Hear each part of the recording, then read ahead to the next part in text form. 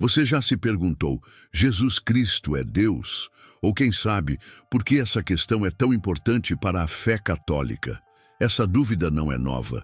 Ao longo da história, teólogos, filósofos e até cientistas se depararam com essa pergunta essencial, e muitos, como você, ainda buscam compreender a verdadeira resposta.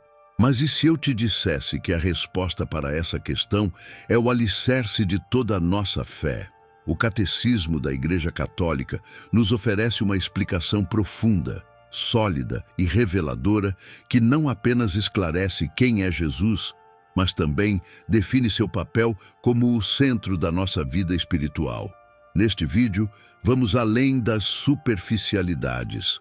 Vamos examinar com clareza e profundidade como a divindade de Jesus é o fundamento da nossa fé e por que ele ocupa o lugar de destaque em nossa prática religiosa.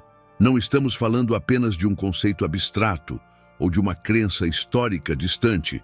Estamos falando de uma realidade viva que se reflete no nosso dia a dia, em nossas escolhas e, mais importante, no nosso destino eterno. Prepare-se para uma jornada de autoconhecimento e reflexão espiritual, à medida que aprofundamos a compreensão sobre a verdadeira natureza de Cristo e seu papel crucial na fé católica. Porque no final, a pergunta não é apenas sobre o que Jesus é, mas também sobre o que ele é para você. Vamos juntos descobrir o que o Catecismo nos ensina e como isso transforma a nossa vida. Desde os primeiros momentos de sua vida, Jesus foi reconhecido de maneira única e divina. Mas o que significa afirmar que ele é Deus? No Catecismo da Igreja Católica, essa questão é respondida de forma clara e reveladora. Jesus não é um ser humano qualquer, mas a segunda pessoa da Trindade, o Filho eterno de Deus, que, em um ato de amor incompreensível, se fez carne para habitar entre nós. Ele não veio ao mundo como alguém que somente refletia a presença de Deus. Ele era e é Deus em toda a sua plenitude. A doutrina da encarnação, que ensina que o Verbo, o Filho de Deus, se fez carne, é o coração da nossa fé. O Catecismo nos diz: o Verbo se fez carne e habitou entre nós. João 1,14. Aqui não estamos falando de um simples conceito teológico. A encarnação é um evento que mudou radicalmente a história da humanidade. Deus, em sua infinita misericórdia, decidiu se tornar como nós. Jesus, sendo verdadeiro Deus e verdadeiro homem, revela a profundidade do amor divino. Sua natureza divina e humana não é contraditória, elas se completam. Como Deus, ele é eterno, imutável e infinito, mas ao mesmo tempo, como homem, ele compartilhou nossas angústias, alegrias e sofrimentos. A explicação sobre a natureza divina de Cristo vai além da simples afirmação de sua divindade. Jesus é a revelação completa e definitiva de Deus. Ao viver entre nós, ele não apenas manifestou a vontade do Pai, mas também mostrou o caminho para a salvação.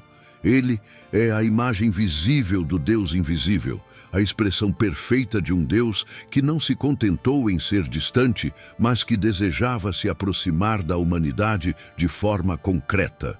Ao olharmos para os milagres de Jesus, para sua morte na cruz e para sua ressurreição, encontramos o poder de um Deus que não só criou tudo, mas que veio para restaurar o que havia sido perdido. Sua divindade não é apenas uma característica, mas a razão pela qual ele teve o poder de vencer o pecado e a morte. Jesus não é um simples enviado. Ele é o próprio Deus agindo em nosso favor.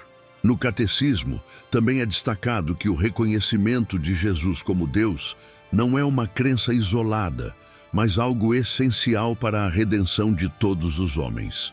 Ao reconhecer Jesus como Deus, estamos aceitando que ele possui autoridade absoluta sobre a nossa vida e sobre a nossa salvação. Ele não é apenas o salvador de nossas almas, mas o único mediador entre Deus e os homens. Esta realidade, porém, nos coloca diante de uma responsabilidade profunda. Jesus não pode ser apenas uma figura histórica ou uma ideia abstrata em nossas vidas. Ele deve ser o centro de nossa fé e de nossa existência. Sua divindade nos chama a viver de maneira transformada, pois não podemos simplesmente ignorar o impacto que sua verdadeira natureza tem em nosso destino eterno. Ele não é um ícone religioso distante, mas o Deus que vive e age em cada um de nós. A dúvida que muitos podem ter sobre a divindade de Jesus é compreensível, dado o mistério que envolve essa verdade. No entanto, ao nos debruçarmos sobre o que o catecismo nos ensina, entendemos que essa não é uma questão filosófica ou uma discussão teológica distante, mas uma realidade que transforma a vida de quem a aceita. O catecismo deixa claro que Jesus é o Filho de Deus e, ao reconhecê-lo como tal, estamos reconhecendo que ele é, de fato, o centro de nossa fé católica. Desde os primeiros momentos da história cristã, a questão sobre a natureza de Jesus Cristo tem sido fundamental para compreender a fé cristã e sua centralidade. Jesus Cristo, conforme revelado pelas Escrituras e interpretado pelo Catecismo da Igreja Católica, não é apenas um grande mestre ou líder espiritual. Ele é o Filho de Deus, a segunda pessoa da Trindade, que se fez carne e habitou entre nós. Não estamos falando de alguém que veio ao mundo apenas para nos ensinar valores morais ou religiosas, mas de Deus em sua plenitude, que assume a natureza humana para salvar a humanidade. Quando falamos sobre a divindade de Jesus, estamos nos referindo ao fato de que ele é totalmente Deus e totalmente homem. Não há separação entre suas naturezas divina e humana, mas uma união mística e perfeita que só pode ser entendida dentro do mistério da encarnação. O catecismo nos ensina que Jesus, sendo Filho de Deus, compartilha a mesma essência divina do Pai. Ele é, ao mesmo tempo, verdadeiro Deus e verdadeiro homem. Esta união é um dos mistérios mais profundos da fé cristã, pois Jesus não diminui sua divindade ao assumir a humanidade, mas, ao contrário, ele eleva a nossa natureza humana à sua divindade. O catecismo enfatiza que Jesus, ao vir ao mundo, não se aniquilou enquanto Deus. Ele se fez humano sem perder nada de sua divindade. Em sua humanidade, ele não abdicou de seus atributos divinos, mas os assumiu de uma maneira plena e integral. Quando olhamos para Jesus, vemos mais do que um ser humano excepcional. Vemos Deus agindo de forma visível, tangível e próxima de nós. A palavra de Deus se fez carne para habitar no meio de nós, e por meio de sua vida, morte e ressurreição, Deus se revelou definitivamente à humanidade. A divindade de Jesus é essencial para compreendermos sua missão redentora. Esse aspecto de Jesus como Filho de Deus é revelado de forma clara em diversos momentos dos Evangelhos. Quando Jesus afirma em João 10:30, "Eu e o Pai somos um", ele está afirmando sua unidade e igualdade com Deus Pai. Essa revelação escandalizou muitos dos seus ouvintes na época, porque para os judeus essa afirmação significava uma declaração direta de sua divindade. No entanto, para os cristãos, é uma das declarações centrais de nossa fé. Jesus é Deus, e essa divindade não está separada de sua humanidade. A encarnação de Jesus, portanto, não é apenas um evento histórico isolado, mas é o fundamento de toda a fé cristã. Sem a verdadeira divindade de Cristo, nossa fé seria vazia. Se Jesus fosse apenas um homem, mesmo que perfeito e sem pecado, ele não poderia ser o Salvador da humanidade. Somente Deus tem o poder de reconciliar a humanidade com Ele mesmo, e é isso que Jesus veio fazer. Ele, sendo Deus, fez o impossível acontecer.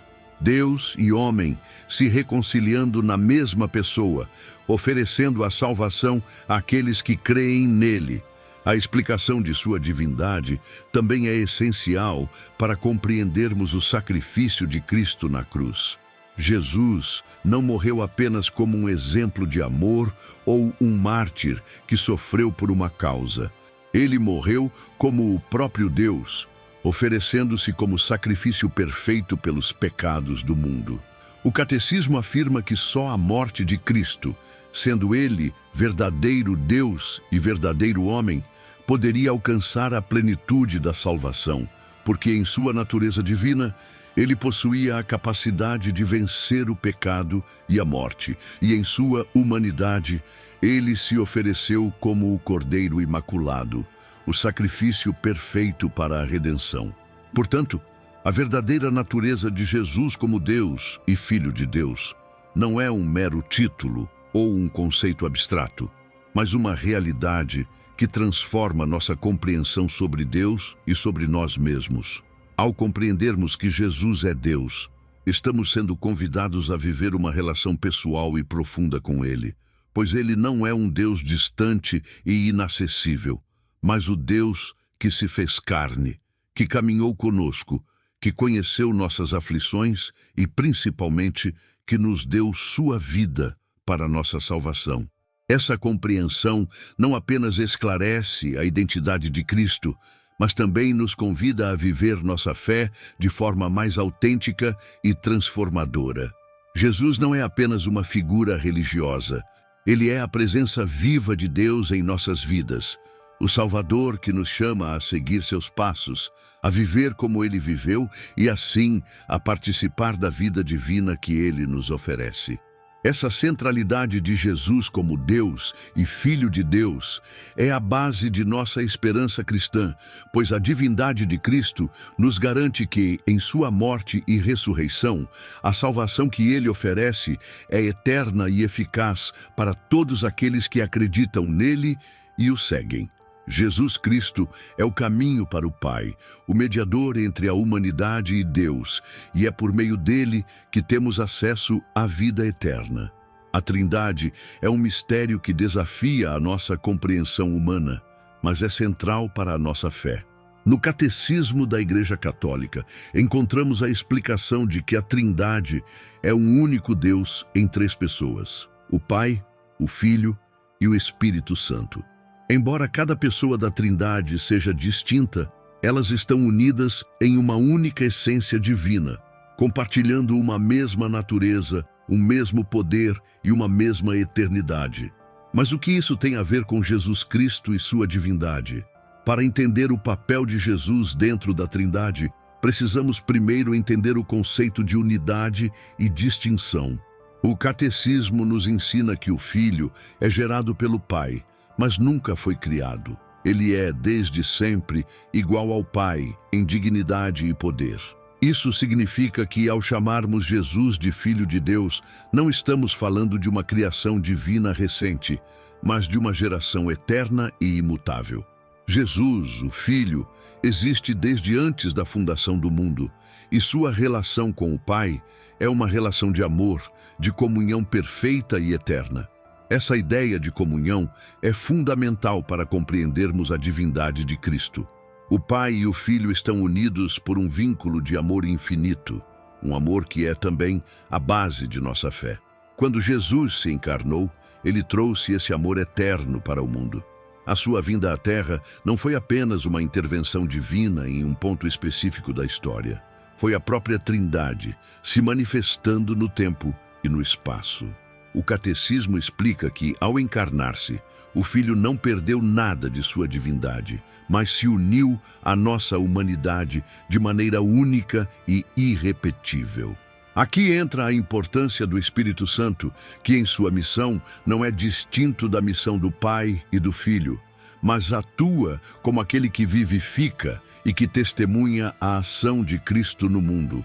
O Espírito Santo é aquele que guia os cristãos, os capacita a viver a fé e, sobretudo, revela Cristo em nossas vidas. A obra do Espírito é sempre um reflexo da obra do Filho e do Pai, pois ele testifica a verdade de Cristo e nos faz participantes da vida divina. A relação entre o Pai, o Filho e o Espírito Santo não é uma abstração filosófica, mas uma verdade que se reflete em nossa vida diária como cristãos. Cada um tem um papel distinto, mas todos atuam juntos para a nossa salvação. Ao falarmos de Jesus como Deus, estamos falando também da relação eterna que Ele mantém com o Pai e com o Espírito Santo.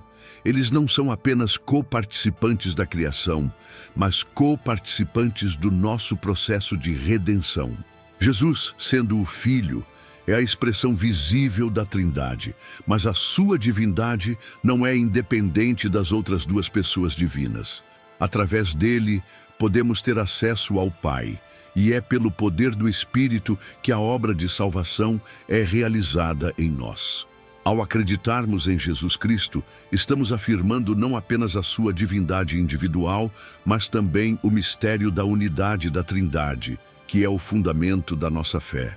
Assim, a relação de Jesus com o Pai e o Espírito Santo não é apenas uma questão teológica, mas um convite à comunhão. A Trindade não está distante de nós, mas se faz presente em nosso caminho de fé. Jesus, como Deus, nos chama a participar desse mistério divino e a viver de acordo com a verdade da Trindade. A Trindade é um dos mistérios centrais da fé cristã e a compreensão de como Jesus Cristo se encaixa nesse mistério é fundamental para a nossa fé. A Igreja Católica ensina que Deus é um só Deus, em três pessoas distintas: o Pai, o Filho e o Espírito Santo. Essa é a essência da Trindade, que vai além da compreensão humana, mas que é, ao mesmo tempo, a revelação mais completa de Deus para a humanidade. O Catecismo da Igreja Católica nos ensina que, enquanto as três pessoas são distintas, elas compartilham da mesma essência divina. A unidade e a distinção de cada uma delas formam um mistério da Trindade, que não pode ser totalmente compreendido, mas é revelado para nós através das Escrituras e da vida de Jesus. O papel de Jesus Cristo dentro da Trindade é, ao mesmo tempo, o de ser o Filho eterno do Pai, e de forma única, a segunda pessoa da Trindade que se fez carne. Essa união entre sua natureza divina e humana é a chave para entendermos a verdadeira identidade de Jesus. Ele não é apenas um enviado de Deus, mas Deus mesmo, que se fez homem para realizar a obra de salvação.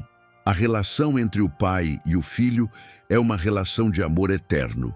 E é nesse contexto de amor perfeito que Jesus veio ao mundo para nos salvar. Ele não veio ao mundo como alguém que de fora impõe uma ordem divina, mas veio como o Filho de Deus que compartilha da mesma natureza divina do Pai, mas que ao mesmo tempo se fez carne e habitou entre nós. Quando Jesus revela que ele e o Pai são um, João 10:30, ele nos dá uma visão clara de sua relação com o Pai, mas também nos revela a verdade sobre a Trindade. O Catecismo destaca que, na Trindade, o Filho é gerado pelo Pai de forma eterna, mas não criada, e que essa geração não diminui sua divindade, mas a manifesta plenamente. O Filho é o Verbo eterno de Deus, o Logos, que estava com Deus desde o princípio e que, através dele, tudo foi feito. Jesus, o Filho, não é uma criação do Pai, mas a expressão plena da natureza divina.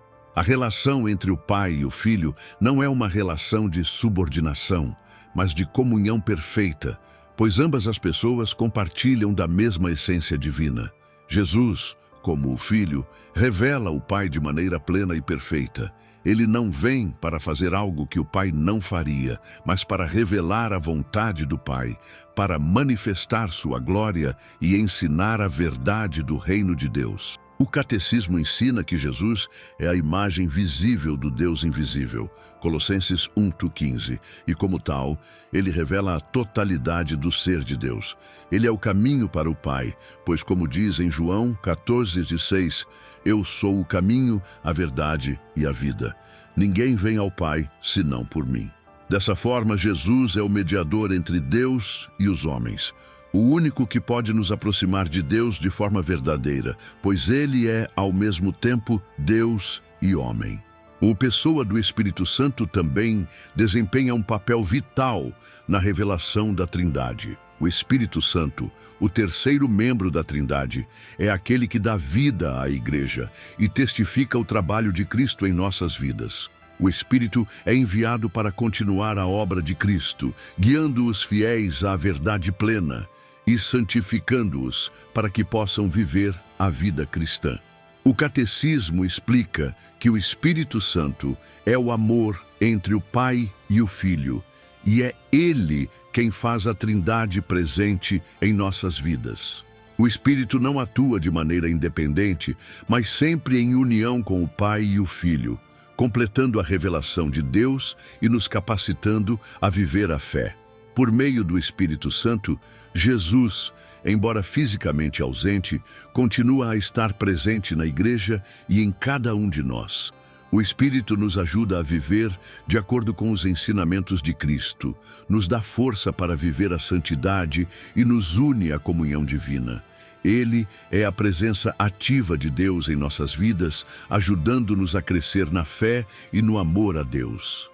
O Catecismo ressalta que a ação do Espírito Santo é fundamental para a vida cristã, pois é Ele quem nos transforma e nos permite participar da vida divina.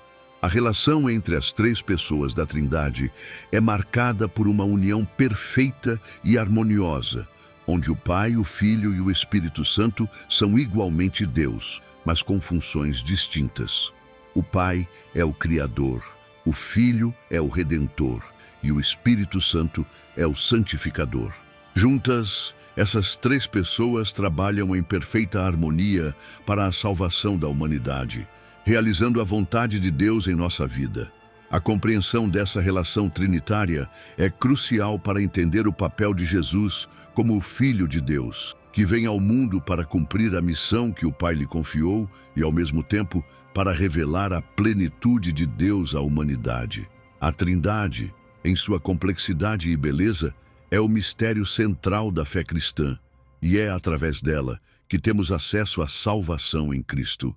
Ela é um mistério de amor, onde o Pai, o Filho e o Espírito Santo estão em perfeita união, e é em nossa união com Cristo, através do Espírito Santo, que somos convidados a participar dessa vida divina. A vida cristã, portanto, é uma participação na vida da Trindade, onde somos chamados a viver em comunhão com Deus, a amá-lo com todo o nosso ser e a viver segundo a verdade do Evangelho. A história da salvação é, em essência, a história de Deus agindo em favor da humanidade. A vinda de Jesus Cristo ao mundo não é apenas um evento isolado ou uma narrativa histórica distante.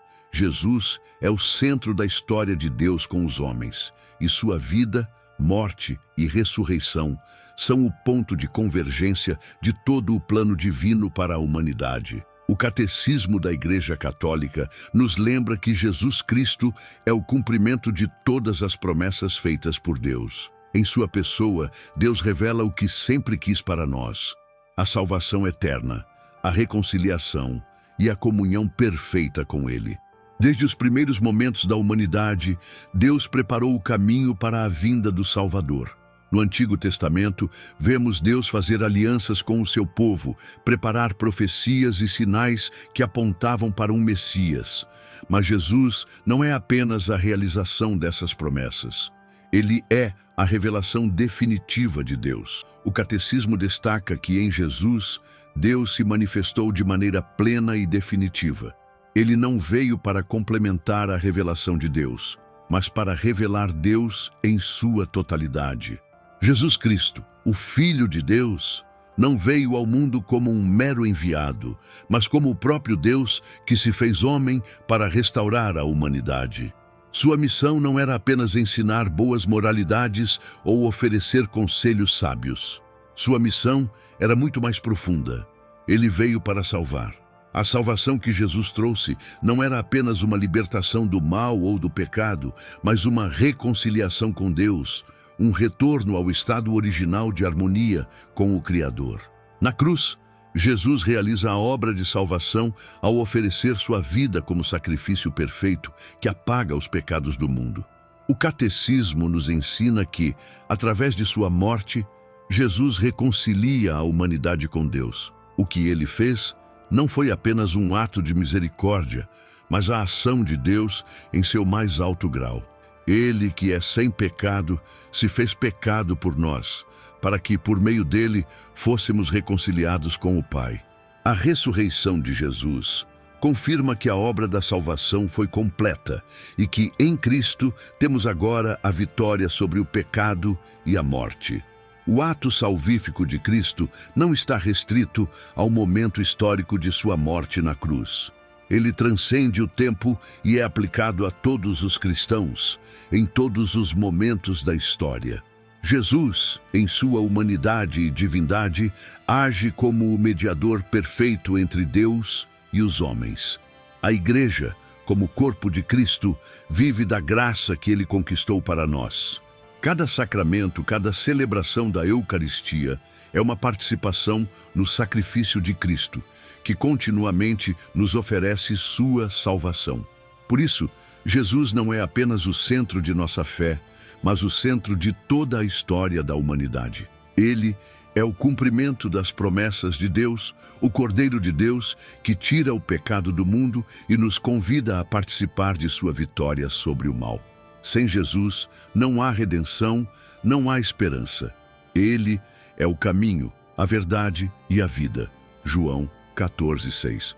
Quando olhamos para a história de Cristo, vemos não apenas um homem extraordinário, mas a manifestação plena de Deus no mundo, a encarnação do amor divino em ação. Essa centralidade de Jesus na história da salvação é o que dá sentido à nossa fé. Ele é o ponto de partida e o ponto de chegada. Todas as Escrituras, todos os ensinamentos da Igreja, tudo converge para ele. A vida cristã só faz sentido quando é vivida em unidade com Cristo. Por isso, ele não é apenas um salvador do passado, mas o salvador do presente e do futuro. A nossa salvação e o propósito da nossa vida está em Cristo, e é através dele que acessamos a vida eterna. A história da salvação é, em essência, a história de Deus agindo em favor da humanidade, e Jesus Cristo é o ponto culminante e central dessa história. Quando falamos de salvação, não estamos nos referindo a um conceito abstrato ou distante, mas à ação concreta de Deus para redimir e restaurar a criação, especialmente o ser humano. O Catecismo da Igreja Católica nos ensina que Jesus Cristo é o cumprimento das promessas de Deus, a realização das profecias do Antigo Testamento e a plena revelação do amor e da misericórdia divina. Jesus é o Salvador prometido, e sua vinda ao mundo não é apenas o nascimento de uma figura histórica importante, mas o início de uma nova era de salvação. A missão de Jesus Cristo não é limitada ao seu tempo na terra. Sua missão transcende o tempo e o espaço, pois o que ele fez na cruz tem efeitos eternos. Quando ele assume a natureza humana e se torna um de nós, Jesus não apenas revela Deus de maneira definitiva, mas ele se torna o caminho para a reconciliação entre Deus e os homens. O Catecismo ensina que Jesus é o mediador perfeito, aquele que, sendo Deus e homem, tem a autoridade e o poder para nos reconciliar com o Pai, restaurando o que foi perdido no pecado original.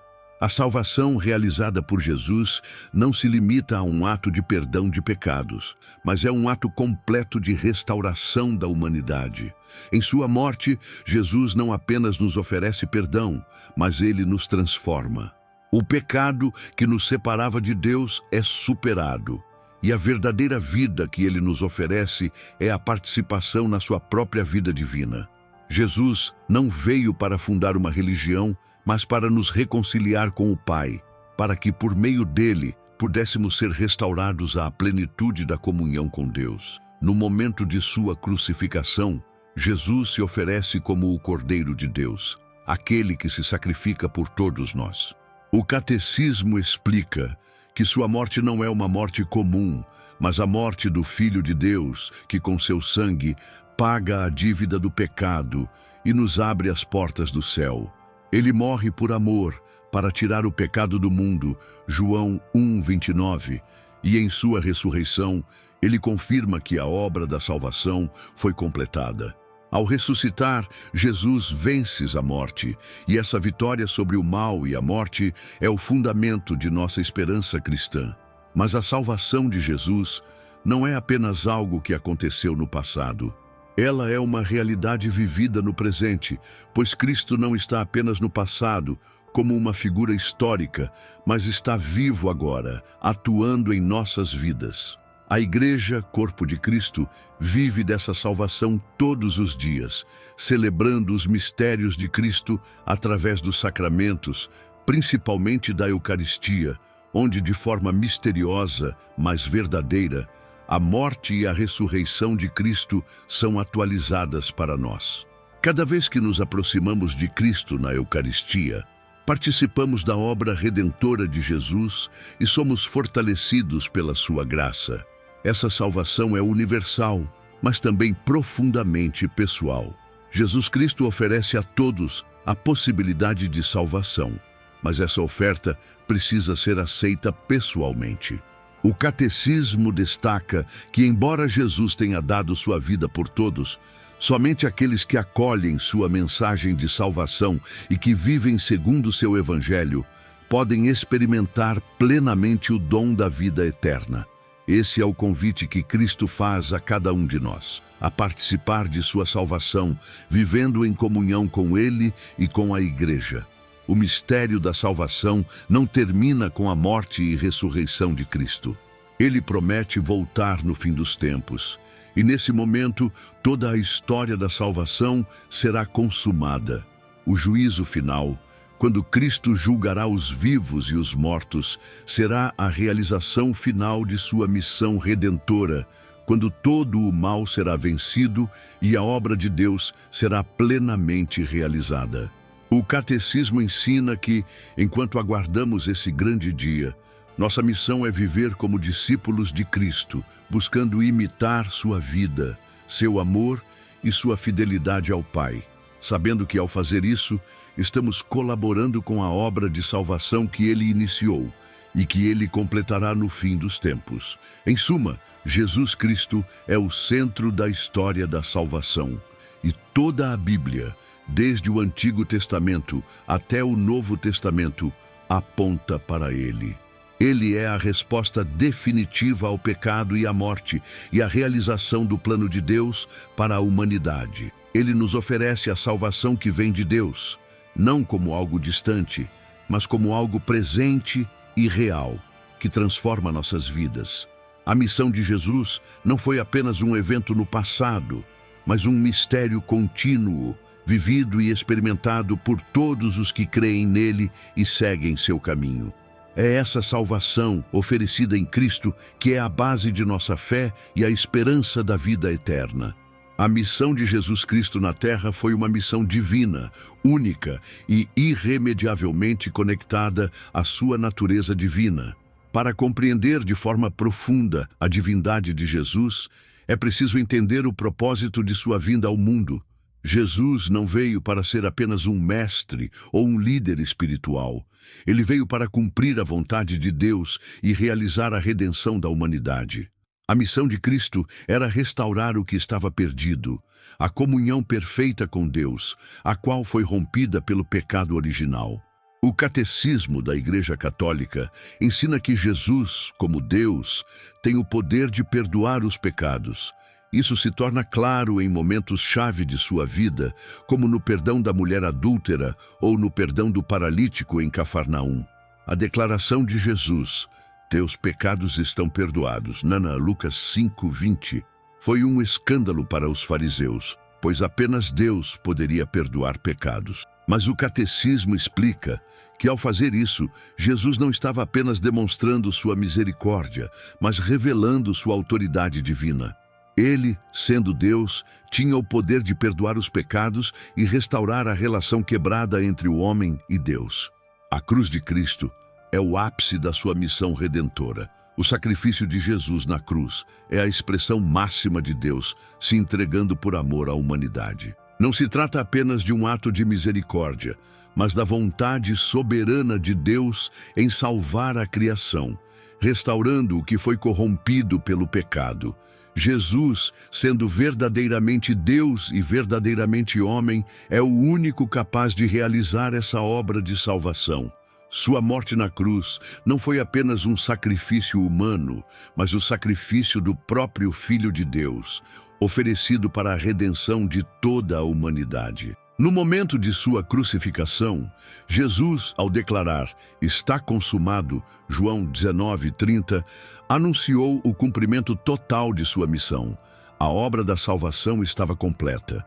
O catecismo sublinha que, através de sua morte, Jesus tomou sobre si todos os pecados do mundo, oferecendo-se como o Cordeiro de Deus, que tira o pecado do mundo.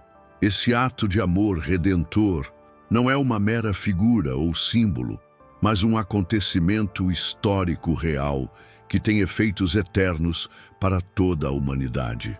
Mas a morte de Jesus não foi o fim. Sua ressurreição foi o triunfo definitivo sobre o pecado e a morte, confirmando sua divindade e a eficácia de sua missão redentora. A ressurreição de Cristo é a vitória de Deus sobre as forças do mal, e é por meio dela que a esperança da vida eterna se torna realidade para todos os cristãos.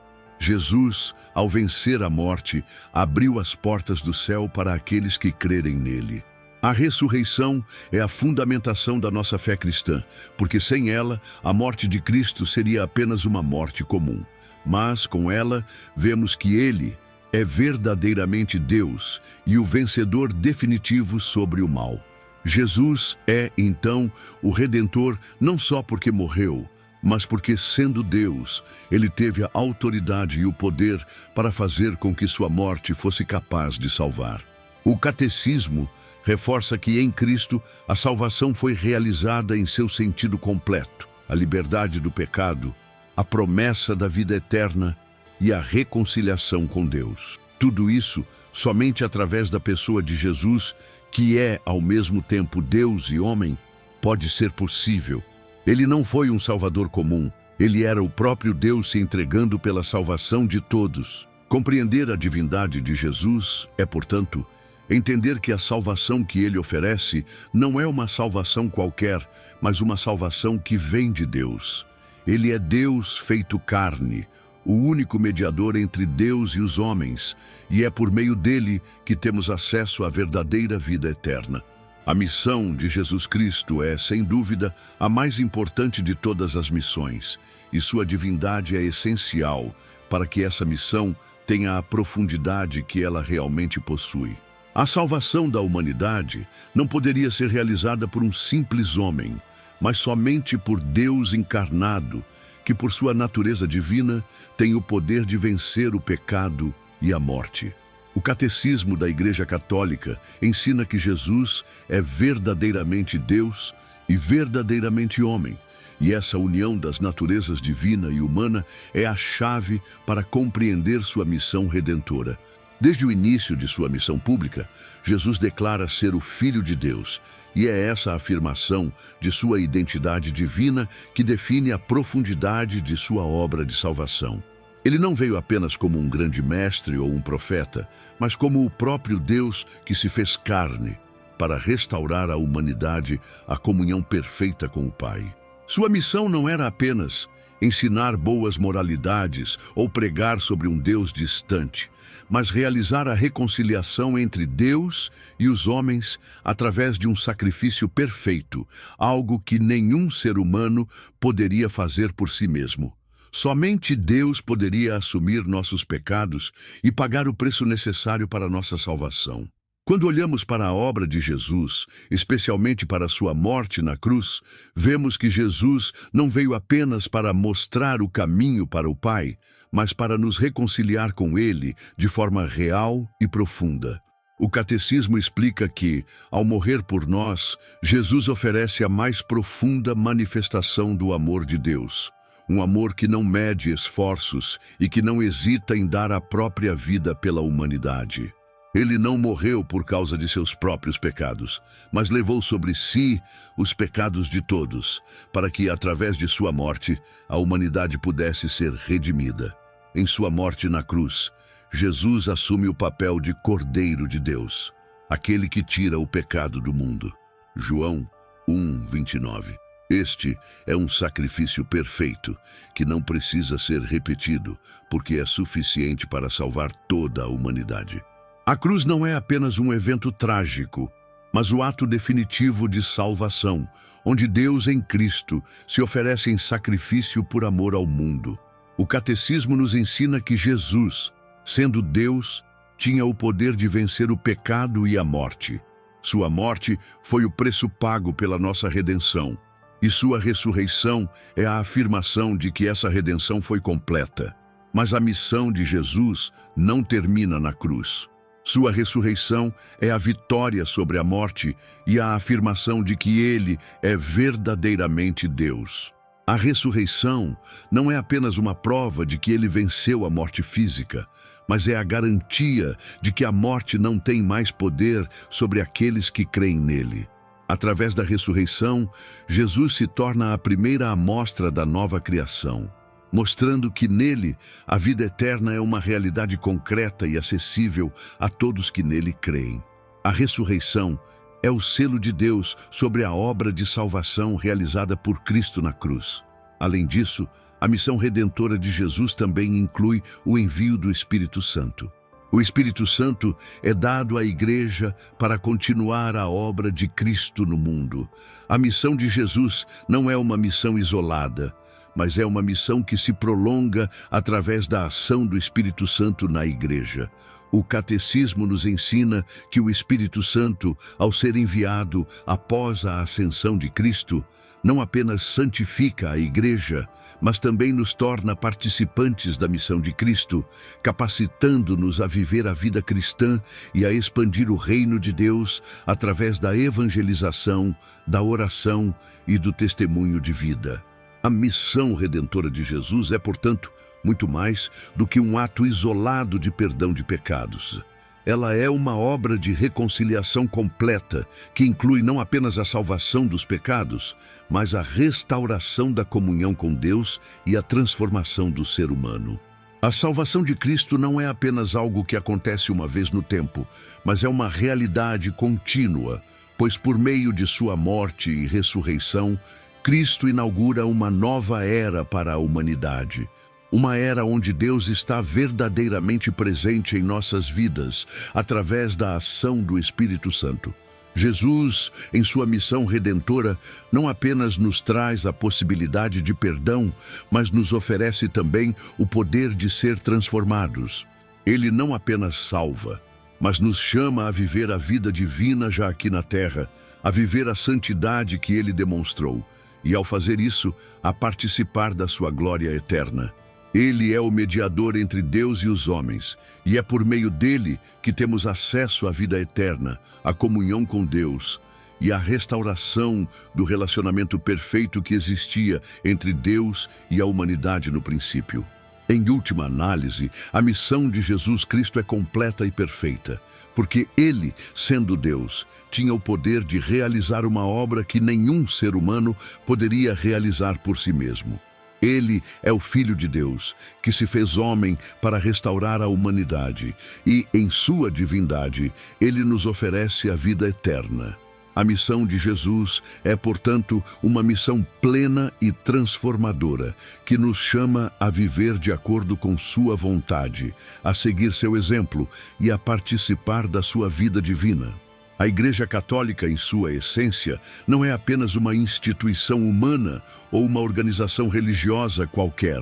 Ela é o corpo de Cristo, o instrumento através do qual a obra redentora de Jesus é continuada e realizada ao longo dos séculos. Quando Jesus Cristo fundou a Igreja, ele não criou uma simples comunidade de fé, mas um meio de salvação, um sacramento da presença de Deus no mundo. O Catecismo explica que a Igreja é de fato um mistério, porque enquanto formada por homens, ela é divinamente instituída por Cristo. A relação de Cristo com a igreja é profundamente simbiótica. Jesus é a cabeça da igreja e os cristãos, como membros do seu corpo, participam da sua missão de salvação.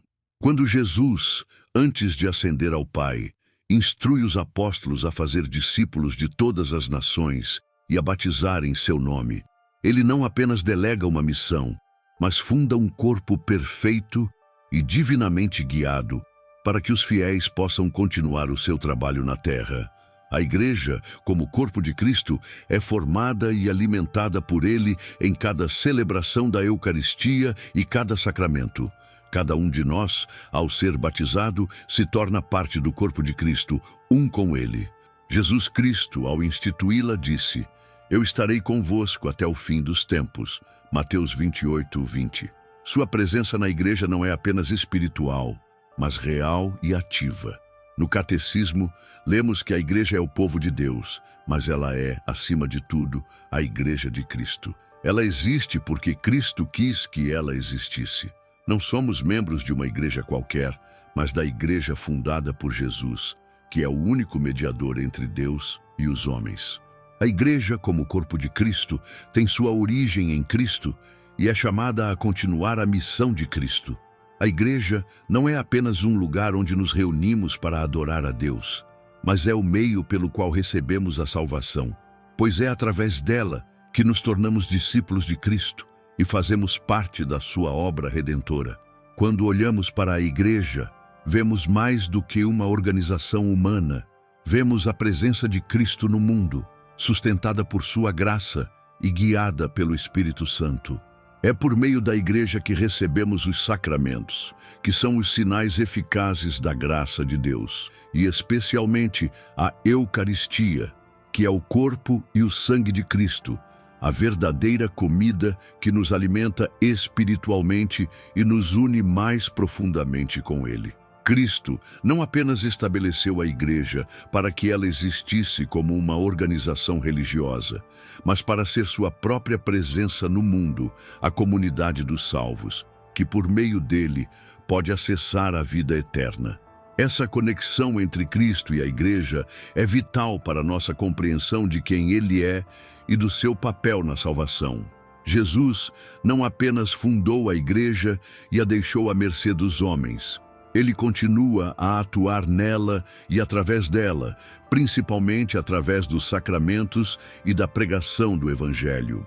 Cristo, enquanto cabeça, guia seu corpo, a igreja, através dos ensinamentos que nos foram transmitidos e preservados ao longo dos séculos, mas também age na igreja, particularmente nos momentos em que a comunidade se reúne para celebrar a fé. A igreja, portanto, é a presença viva de Cristo no mundo, e é através dela que continuamos a ser alimentados por Ele em nossa jornada de salvação. Como membros do corpo de Cristo, somos chamados a viver de acordo com os seus ensinamentos e a realizar sua missão de levar a boa nova de salvação a todos os povos. A igreja não existe apenas para sua própria edificação, mas para ser um sinal da salvação para todos os povos, e nós, seus membros, somos chamados a ser instrumentos de Cristo no mundo, levando a luz da sua verdade e o amor de Deus a todos os cantos da terra. A relação entre Jesus Cristo e a igreja é central para a compreensão da natureza da igreja e do papel que ela desempenha na missão de salvação. O Catecismo da Igreja Católica ensina que a Igreja é o corpo de Cristo, e essa união entre Cristo e a Igreja é um mistério profundo, mas real e visível.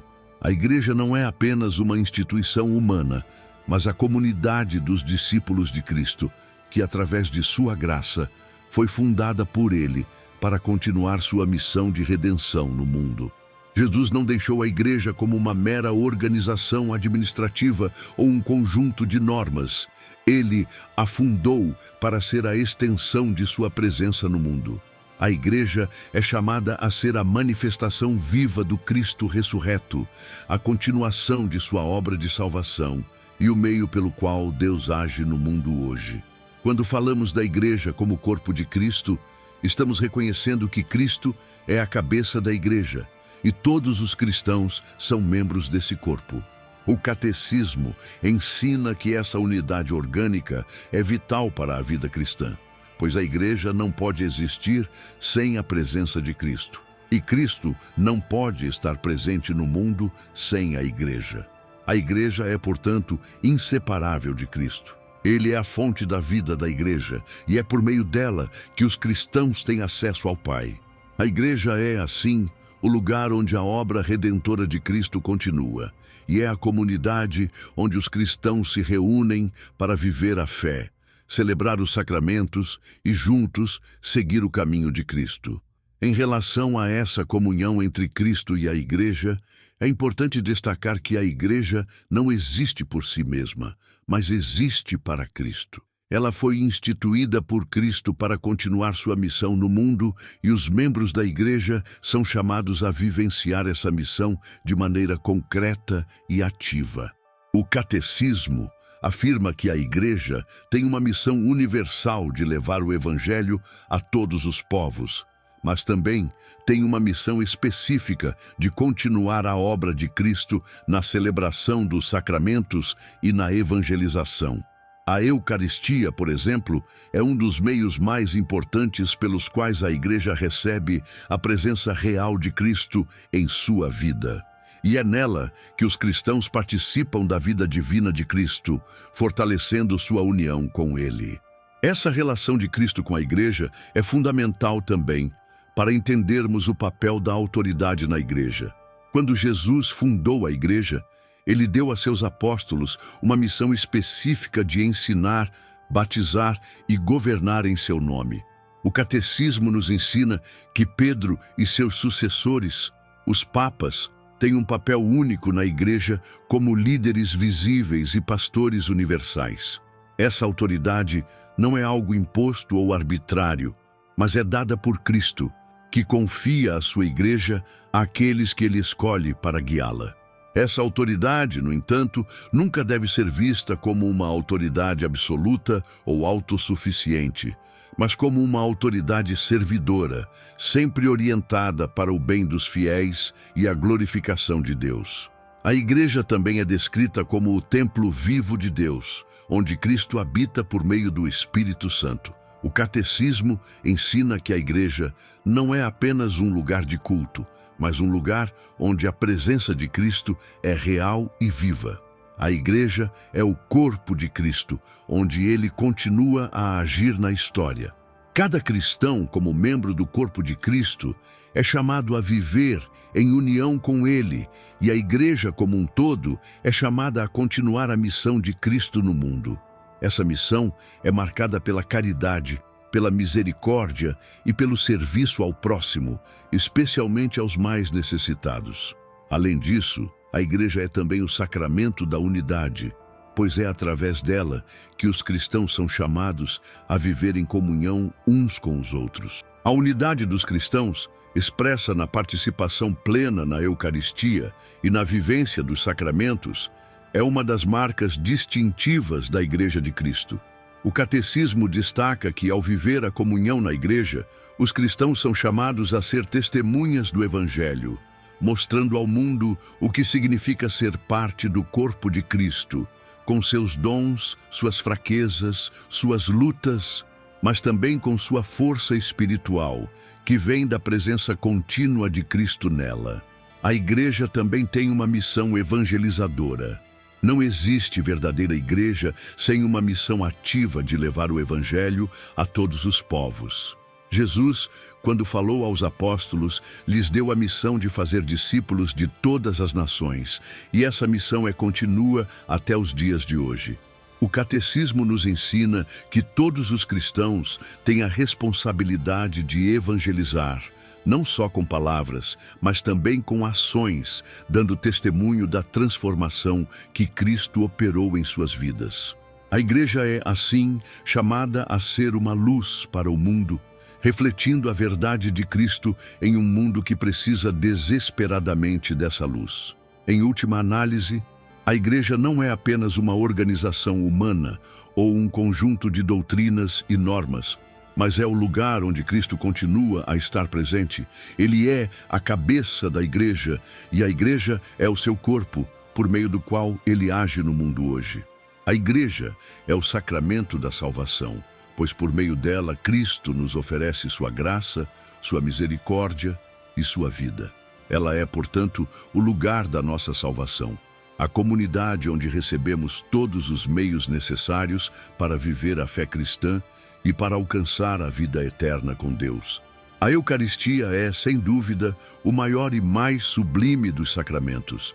Jesus Cristo, ao instituí-la na última ceia, não apenas deixou um rito, mas nos deu uma verdadeira participação em sua própria vida divina.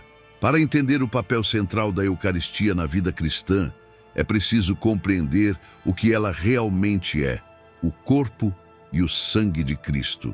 Não se trata de um símbolo, mas de uma realidade mística e profunda que vai além da simples compreensão humana.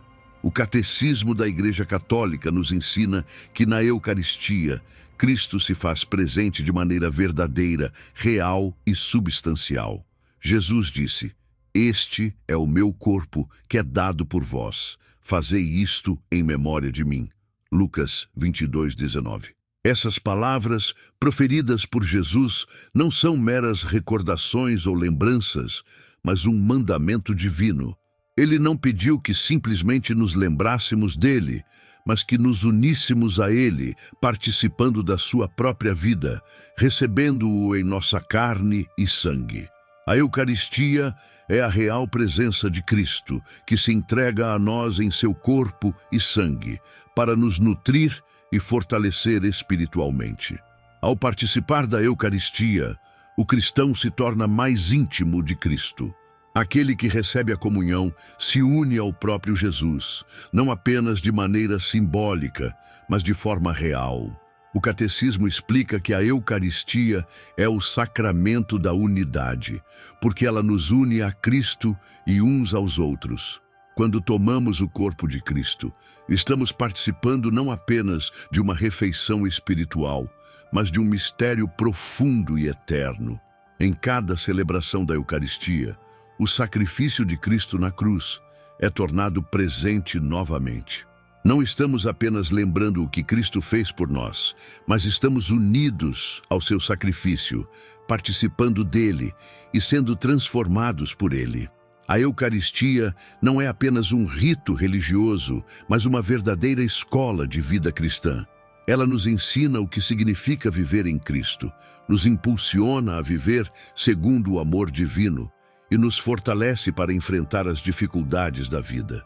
Quando recebemos a Eucaristia, somos chamados a viver a Eucaristia em nossas vidas diárias, amando os outros como Cristo nos amou, servindo aos outros com o mesmo amor e humildade com que ele se entregou por nós. A Eucaristia nos chama a uma missão, pois somos enviados ao mundo para ser luz, sal e amor, refletindo o amor de Cristo nas nossas ações e atitudes. Além disso, a Eucaristia é uma fonte de graça. Cada vez que recebemos o corpo de Cristo, recebemos a força necessária para viver a vida cristã. Ela nos purifica, nos fortalece e nos transforma.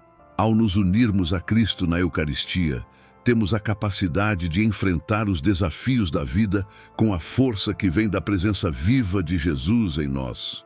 Em suma, a Eucaristia é o centro da vida cristã, porque é em Cristo que encontramos tudo o que precisamos: a salvação, a força para viver segundo os seus ensinamentos e a unidade com Ele e com a Igreja. A Eucaristia é o pão da vida, que nos dá a vida eterna, e é também o pão do peregrino que nos sustenta em nossa jornada para o céu. A Eucaristia é, portanto, muito mais do que um simples ato de culto ou uma celebração litúrgica. Ela é a presença viva de Jesus entre nós, que nos alimenta e nos transforma, nos unindo a Ele e aos outros membros do corpo de Cristo. A Eucaristia é, em última análise, a manifestação mais profunda do amor de Deus por nós. A Eucaristia é o sacramento central da Igreja Católica, o ato de culto mais importante e a fonte de união dos cristãos com Cristo. Ela não é apenas um rito simbólico ou um lembrete do passado, mas a verdadeira presença de Cristo em meio ao seu povo. A palavra Eucaristia vem do grego e significa ação de graças, pois é um ato de agradecimento a Deus pelo dom de seu Filho, Jesus Cristo, que se oferece por nós na cruz. A Eucaristia é o coração da vida cristã, pois nela se realiza o sacrifício de Cristo, sua presença real e sua aliança com a Igreja. O Catecismo da Igreja Católica nos ensina que na Eucaristia, o pão e o vinho se tornam, de maneira substancial, o corpo e o sangue de Cristo. Isso significa que, ao comungar, não recebemos um simples símbolo de Cristo, mas a verdadeira presença de Jesus em sua totalidade: corpo, sangue, alma e divindade. A Eucaristia é, portanto, um mistério profundo que vai além da compreensão humana. Ela não apenas nos lembra de Cristo, mas nos une a Ele, nos alimenta espiritualmente e nos transforma em sua imagem. O próprio Jesus, durante a última ceia, instituiu a Eucaristia dizendo: "Este é o meu corpo que é dado por vós. Fazei isto em memória de mim." Lucas 22:19. Jesus instituiu a Eucaristia para que seus discípulos e toda a Igreja participassem de sua vida divina. Ele sabia que, através deste sacramento, os cristãos poderiam experimentar a comunhão com Deus de uma forma única.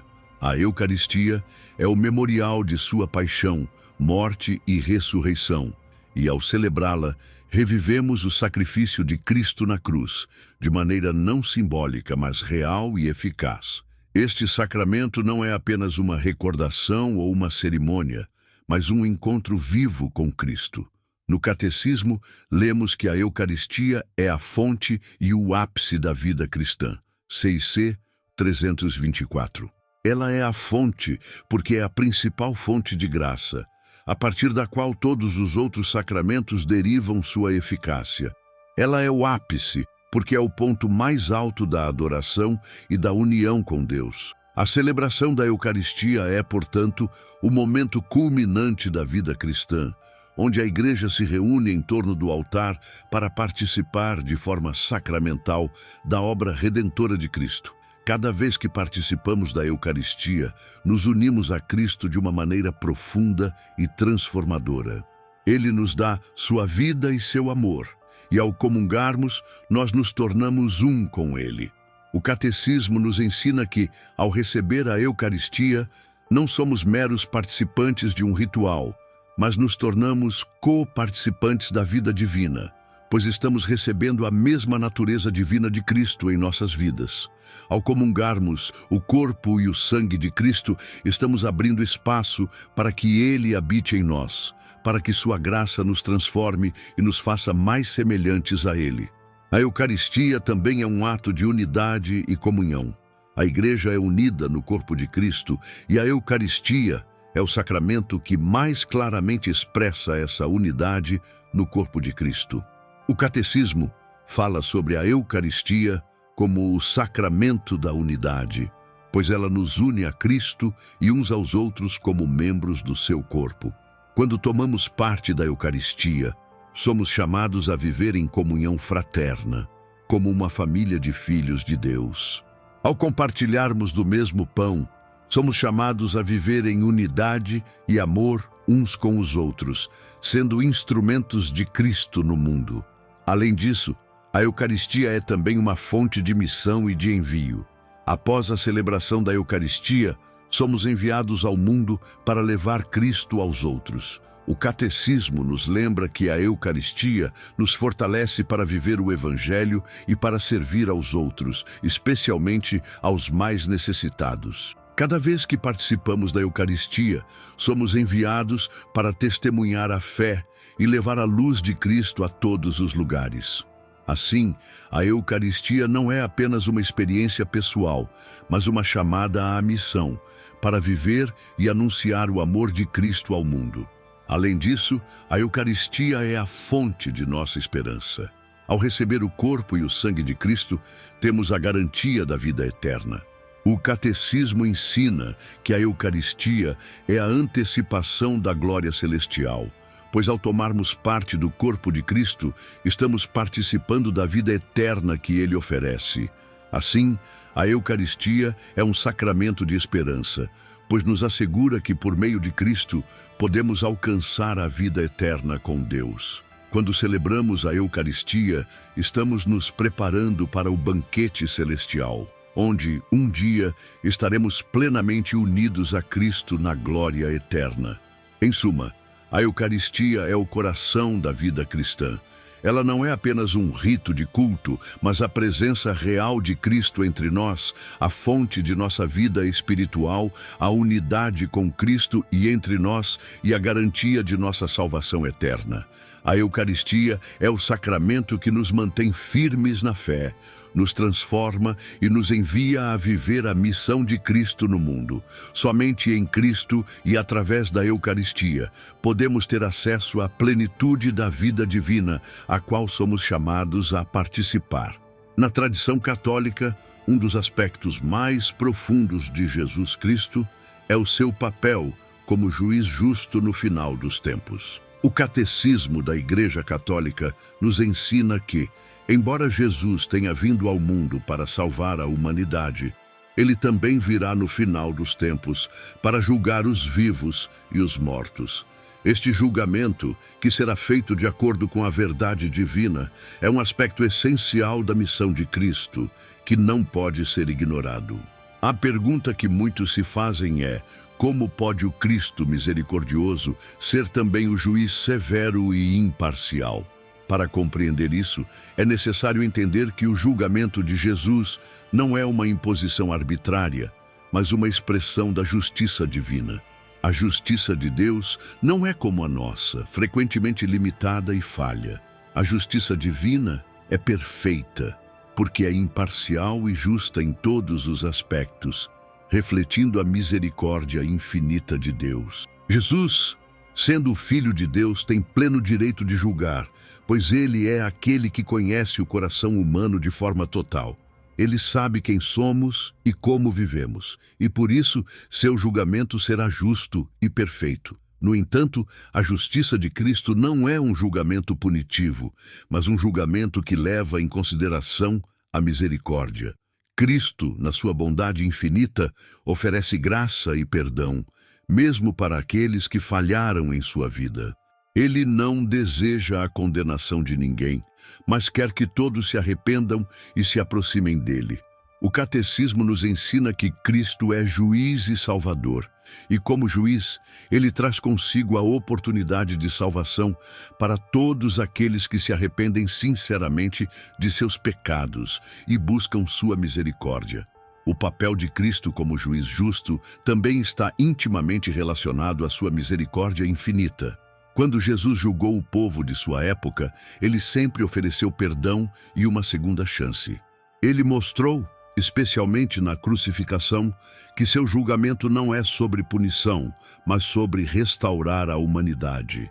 Cristo, ao morrer na cruz, levou sobre si a punição pelos pecados do mundo.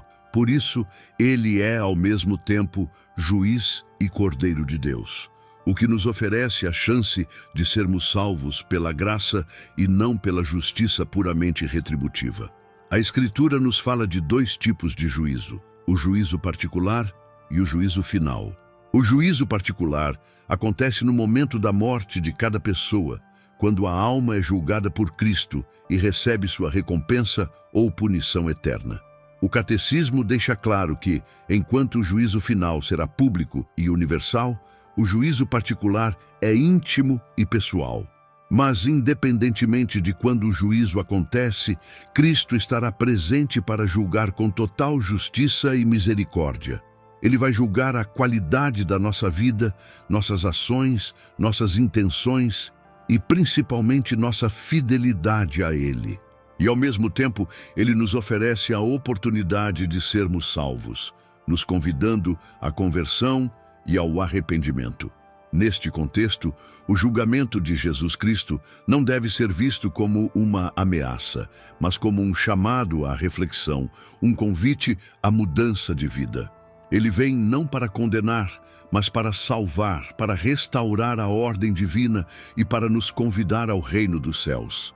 O que ele deseja, mais do que qualquer outra coisa, é que o ser humano se abra à sua misericórdia. E por meio da penitência sincera, podemos ser transformados e purificados, alcançando a salvação que ele conquistou para todos nós. Portanto, quando falamos de Cristo como juiz, não podemos esquecer que ele é também nosso Salvador. E como juiz justo, ele nos oferece o perdão e a misericórdia. O julgamento de Cristo será uma manifestação da verdade que revelará quem realmente somos, mas também será uma manifestação da sua misericórdia, que nos dá a chance de nos convertermos e sermos salvos. Jesus Cristo, como Filho de Deus e Salvador da humanidade, desempenha um papel central não só na salvação, mas também no julgamento de toda a humanidade. O Catecismo da Igreja Católica ensina que, embora Cristo tenha vindo ao mundo como o Salvador, ele também virá no fim dos tempos como juiz. Esse julgamento final não deve ser visto com medo ou ansiedade, mas como uma manifestação da justiça divina e da misericórdia infinita de Deus. A figura de Jesus como juiz é complexa, pois ele é simultaneamente o juiz justo, que trará a justiça de Deus, e o juiz misericordioso, que oferece perdão e reconciliação. Quando falamos sobre Jesus como juiz, devemos primeiro entender que ele, como Deus, tem o direito legítimo de julgar a humanidade. Jesus não veio ao mundo para condenar, mas para salvar. E essa salvação é oferecida de forma gratuita a todos que nele crerem. Sua missão durante sua vida na terra foi de amor, ensino e sacrifício.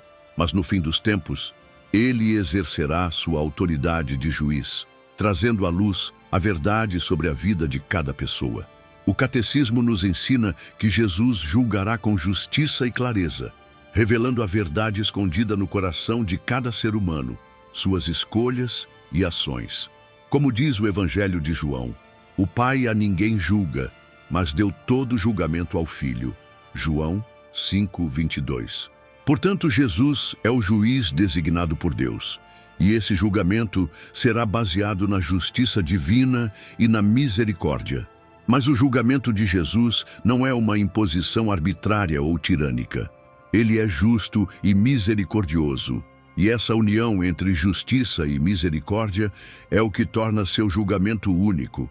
Jesus, ao vir ao mundo como o Filho de Deus, entendeu completamente a condição humana, experimentando a dor, o sofrimento e até mesmo a morte, para que pudesse se identificar com nossas fraquezas. Isso torna seu julgamento diferente de qualquer outro. Ele conhece as motivações mais profundas de nossos corações e, portanto, sua justiça será baseada em sua compreensão total de nossa humanidade. Jesus, em sua misericórdia, oferece a todos a oportunidade de arrependimento e salvação. No Catecismo, lemos que Jesus, embora seja o juiz final, também é o mediador da salvação. Isso significa que, mesmo sendo juiz, ele também oferece perdão e reconciliação. O julgamento de Cristo não é um fim definitivo e punitivo, mas um chamado à transformação e ao arrependimento. A morte de Cristo na cruz já nos dá um vislumbre de sua misericórdia. Ele, que foi inocente e sem pecado, assumiu o nosso pecado para que pudéssemos ser reconciliados com o Pai. Essa reconciliação não é apenas uma oportunidade, mas uma promessa de misericórdia, pois a graça de Cristo é capaz de superar qualquer falha humana. Além disso, o Catecismo enfatiza que o julgamento de Cristo será uma manifestação da verdade. Quando ele retornar, ele revelará as verdades ocultas de nossas vidas, especialmente as ações feitas em secreto e os sentimentos ocultos no coração humano. Nada passará despercebido e a verdade será estabelecida com clareza. No entanto, essa verdade será também a verdade da misericórdia. A verdade de Cristo não será apenas uma revelação de erros, mas uma revelação de seu amor incondicional, que oferece a salvação a todos que se arrependerem e buscarem a reconciliação com Deus. É importante entender que no julgamento final, as ações de cada pessoa serão julgadas de acordo com sua fé em Cristo e sua vivência dessa fé. A palavra de Cristo será o critério do julgamento. Como ele mesmo disse, quem crê em mim não será condenado, mas quem não crê já está condenado. João 3:18. A salvação oferecida por Jesus não depende apenas de nossas boas ações, mas da aceitação de sua graça e da entrega de nossa vida a Ele. Assim, o julgamento será uma manifestação da nossa resposta ao chamado de Cristo, e nossa vida em Cristo será a medida de nossa salvação. Esse juízo final será também a consumação da obra de Cristo, quando ele julgará não apenas os indivíduos, mas também o mundo e todas as suas estruturas. Cristo, como juiz, estabelecerá a verdadeira justiça, onde o mal será definitivamente vencido, e aqueles que responderam ao seu chamado viverão com ele para sempre na plenitude do seu amor. O catecismo ensina que, nesse momento, todos os injustos serão punidos e toda a criação será restaurada. A vitória de Cristo sobre o mal será completa. E aqueles que participaram dessa vitória em Cristo experimentarão a felicidade eterna, enquanto aqueles que rejeitaram sua misericórdia sofrerão a separação definitiva de Deus. Em última análise, o julgamento de Cristo deve ser visto como um chamado à conversão. Ele não veio para condenar, mas para salvar.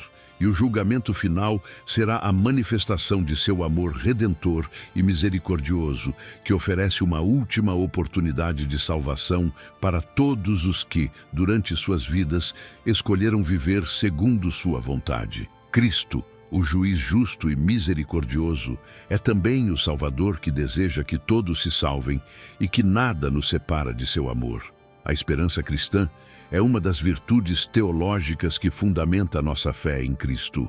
Mas o que é de fato essa esperança e como ela se conecta diretamente com a promessa da vida eterna feita por Jesus? Para o cristão, a esperança não é apenas um desejo vago ou uma expectativa humana incerta, mas uma certeza fundamentada em Cristo, que ao morrer e ressuscitar, abriu as portas do céu para toda a humanidade. O Catecismo da Igreja Católica nos ensina que a vida eterna é o fim último para o qual todos nós somos chamados. Ela não é algo que podemos conquistar por nossos próprios méritos, mas é um dom gratuito de Deus, oferecido a todos aqueles que creem em Cristo e vivem segundo seus ensinamentos. A vida eterna não é apenas uma vida sem fim no céu, mas uma qualidade de vida. Ela é, fundamentalmente, uma participação na vida divina, uma união íntima com Deus, onde não há mais dor, sofrimento ou morte, mas plenitude de felicidade, paz e amor. Quando Jesus diz, eu vim para que tenham vida e a tenham em abundância, João 10:10, ele não está falando apenas da vida terrena, mas da vida que ele oferece aos que o seguem. Uma vida que é transcendente, que vai além do tempo e da morte. É importante entender que a esperança cristã na vida eterna é, em sua essência, uma resposta à morte. A morte não é o fim, como muitos acreditam, mas o passaporte para a eternidade com Deus. Jesus, ao ressuscitar, venceu a morte e abriu para todos os crentes a porta da vida eterna. Através de sua ressurreição, ele nos dá a garantia de que, assim como ele vive, nós também viveremos.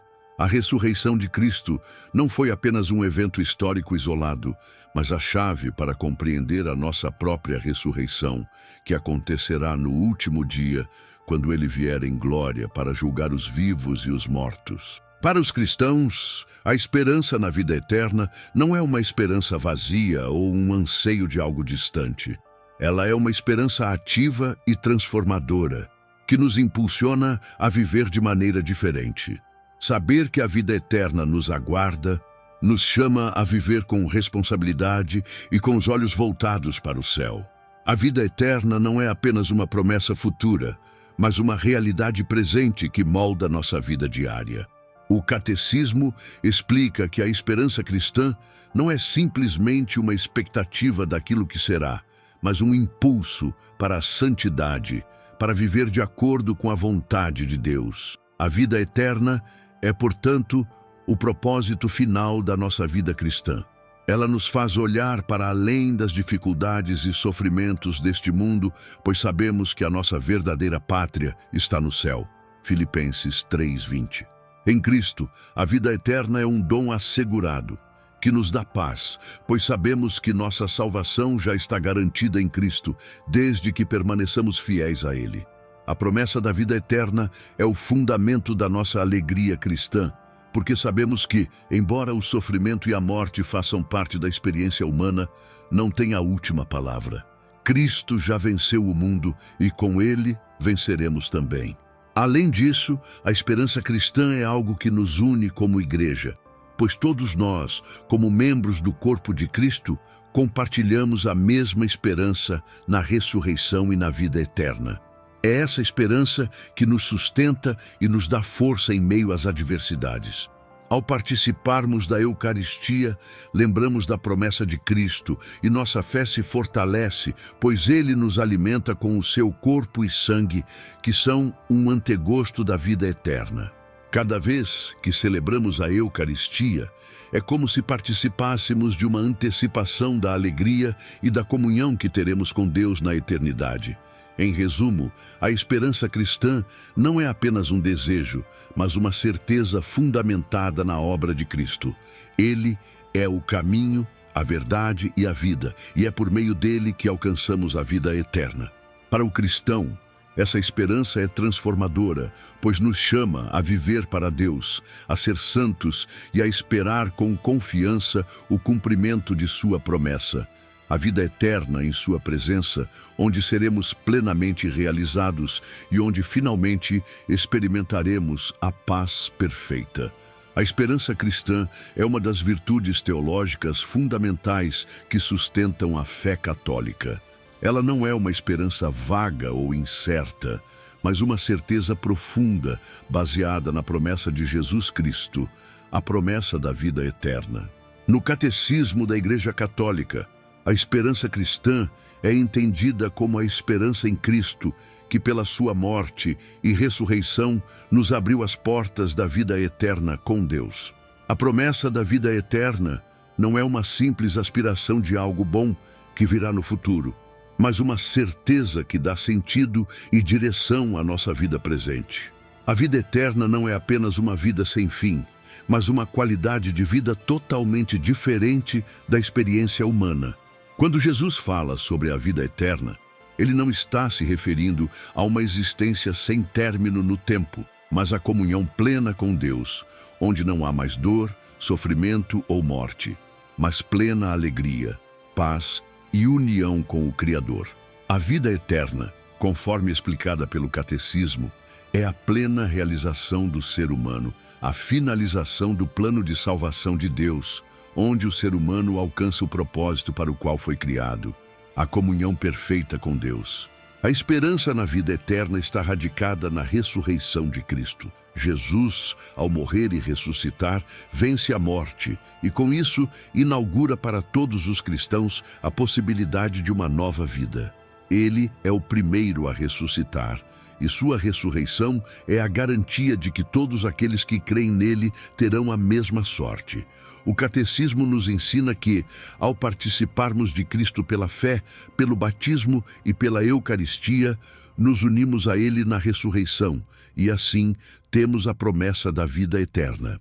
A ressurreição de Cristo é, portanto, o sinal visível de que a vitória sobre o pecado e a morte é possível para todos. No entanto, a vida eterna não é algo que se alcança automaticamente. Ela é uma graça oferecida a todos, mas depende de nossa livre resposta a essa graça. O Catecismo explica que a vida eterna é dada a todos aqueles que vivem segundo o Evangelho de Cristo.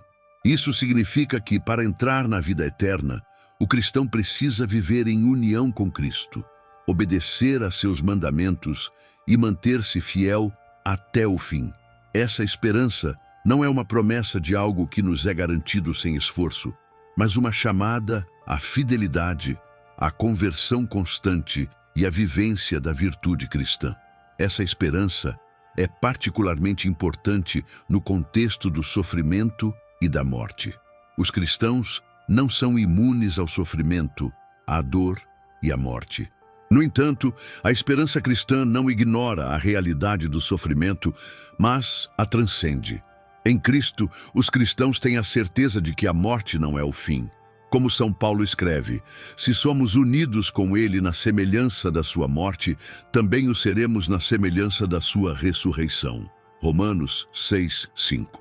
A morte é vista, então, não como uma derrota, mas como uma passagem para a vida eterna, e por isso o cristão enfrenta a morte com confiança e paz. A morte é a última inimiga a ser vencida, e em Cristo ela já foi vencida. A esperança cristã na vida eterna também nos chama a viver no presente de maneira diferente. Se sabemos que nossa vida neste mundo é temporária e que nossa verdadeira pátria está no céu, somos chamados a viver com os olhos voltados para o céu, a priorizar os valores do reino de Deus e a viver de forma generosa, amorosa e misericordiosa. A esperança na vida eterna não nos afasta do mundo, mas nos impulsiona a transformar o mundo segundo a vontade de Deus. Somos chamados a ser testemunhas vivas da esperança cristã, ajudando os outros a encontrar a mesma esperança em Cristo. O Catecismo nos ensina que a esperança na vida eterna é sustentada pela oração, pela participação nos sacramentos e pela vivência da virtude cristã. Esses meios de graça são os canais pelos quais somos sustentados na nossa esperança e fortalecidos na fé. A oração, especialmente a oração litúrgica e a Eucaristia, nos mantém em comunhão com Deus e nos faz participar da vida eterna desde já. A oração contínua é a chave para manter viva a esperança, pois nos permite permanecer vigilantes e prontos para o encontro com Cristo, nosso Salvador. No fim dos tempos, quando Cristo retornar para julgar os vivos e os mortos, Ele consumará a realização da vida eterna para aqueles que viveram segundo seu amor e suas palavras. A vinda de Cristo será a revelação completa da esperança cristã, quando a plenitude da salvação será alcançada e a nova Jerusalém será estabelecida, onde viveremos para sempre com Deus. A promessa de vida eterna é, assim, a fundamentação da nossa fé cristã, o fim último para o qual todos os cristãos são chamados, e a esperança que nos sustenta em meio às dificuldades e sofrimentos da vida presente. A vida eterna é o prêmio da fidelidade em Cristo, e todos aqueles que se entregam a Ele com todo o coração encontrarão ao final de sua jornada a plena realização da felicidade e da paz em sua presença. A esperança cristã é, portanto, a luz que ilumina nossas vidas, mostrando-nos que, apesar das dificuldades temporárias, nos espera a glória eterna ao lado de Deus, na alegria de sua presença. Ao longo de nossa reflexão sobre a natureza divina de Jesus, sua missão redentora, sua relação com a Igreja e a promessa da vida eterna, é possível perceber que Jesus Cristo é o centro da nossa fé e da nossa vida cristã. Ele não é uma ideia abstrata ou uma figura distante, mas o caminho, a verdade e a vida, João 14:6, a realidade que dá sentido à nossa existência, à nossa relação com Deus e aos nossos relacionamentos com o próximo. A compreensão de que Jesus é verdadeiramente Deus e verdadeiramente homem não é apenas um dado teológico, mas a chave para compreender como podemos viver com plenitude a nossa fé e experimentar a salvação que Ele oferece. Quando falamos de Jesus Cristo como o centro da história da salvação, nos referimos a um evento que não se limita ao passado, mas que continua a agir no presente. A missão de Jesus não é uma história que terminou na cruz ou na ressurreição, mas uma missão que se prolonga na Igreja, em cada um de nós, que somos chamados a viver essa salvação dia após dia. Jesus, ao morrer na cruz e ressuscitar, inaugurou para nós uma nova realidade, onde a morte e o pecado não têm mais poder, e a vida eterna é uma promessa concreta para todos os que nele acreditam. A Eucaristia, que nos alimenta com o corpo e sangue de Cristo, é um lembrete constante dessa verdade. Ao tomarmos parte da Eucaristia, nos unimos mais profundamente a Cristo, nos tornamos participantes de sua obra redentora e somos fortalecidos para viver de acordo com sua vontade. A Eucaristia não é apenas um rito de adoração, mas um sacramento de comunhão profunda com Cristo e uns com os outros, um símbolo visível da união mística que temos com Deus. É o alimento espiritual que nos sustenta na jornada da fé, nos dá forças para enfrentar as tribulações da vida e nos prepara para a vida eterna. Jesus também é nosso juiz justo e misericordioso. Isso não significa que ele nos julgará com uma justiça impiedosa, mas com a verdadeira justiça de Deus, que é sempre acompanhada de misericórdia. O julgamento de Cristo será justo e verdadeiro, mas também será uma manifestação do amor divino, que oferece a todos os que se arrependem e buscam a salvação. Não devemos temer o julgamento de Cristo, mas vê-lo como uma oportunidade de sermos purificados, transformados e salvos por sua infinita misericórdia. A esperança cristã na vida eterna é a fundamentação de nossa fé. Saber que a morte não é o fim e que, em Cristo, temos a promessa de uma vida sem fim na presença de Deus, é a luz que ilumina nossas vidas aqui na terra. Mesmo nos momentos de dor e sofrimento, a esperança na ressurreição e na vida eterna nos dá a certeza de que nada pode nos separar do amor de Cristo e que nossa jornada neste mundo é apenas uma preparação para a plenitude da vida que Deus tem para nós. A vida eterna é, portanto, não apenas a recompensa do final, mas a realização plena do plano de salvação de Deus para a humanidade. Em última análise, a centralidade de Jesus Cristo em nossa fé é o que dá sentido e propósito à nossa vida. Ele é o início e o fim, o fundamento e o alvo da nossa caminhada cristã. Jesus é a realização de todas as promessas de Deus, a resposta definitiva ao problema do pecado e da morte e a porta para a vida eterna. Ao reconhecermos Jesus como o centro de nossa fé, somos chamados não apenas a acreditar nele, mas a viver em unidade com ele, permitindo que sua vida divina nos transforme e nos conduza a viver com amor, esperança e fidelidade. A Igreja, como corpo de Cristo, é o meio através do qual vivemos essa fé e é nela que continuamos a experimentar a presença de Cristo e a expandir seu reino no mundo. A missão da Igreja, como a missão de Cristo, é evangelizar e viver a mensagem de salvação. A vida cristã, portanto, não é uma jornada solitária, mas uma caminhada em comunhão com a Igreja e com Cristo. Estamos todos unidos como membros do corpo de Cristo, chamados a viver nossa vocação de santos e missionários em um mundo que ainda espera a plena manifestação do reino de Deus. Que possamos, então, viver nossa fé com confiança e ardor, sabendo que, em Cristo, temos a salvação e a vida eterna, e que Ele, o centro de nossa fé, é a resposta a todas as nossas questões e anseios. Ele é o caminho, a verdade e a vida, e é nele que devemos colocar toda a nossa esperança.